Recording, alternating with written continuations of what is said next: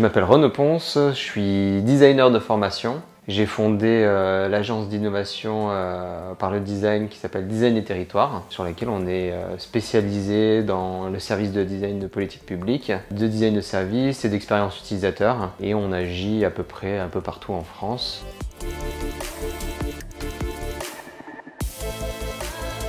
De base, en fait, je pense que le fait de s'appuyer sur l'expérience des gens, que ce soit des techniciens, que ce soit des bénéficiaires de services, des prescripteurs, ça met en évidence une volonté de perfection, d'essayer d'aller à la recherche de matcher et d'adapter les produits et les services aux usages, au comportement, au contexte des gens. Parce que l'expérience, ça prend en compte l'humain, son environnement et toutes les choses qui orbitent autour de lui et ce qu'il a dans la tête. Et donc je pense que c'est là où en fait le changement apparaît, c'est que quand on se met dans cette posture d'observation de l'expérience et de conception de l'expérience, on est dans une posture de changement, de fabrique du changement.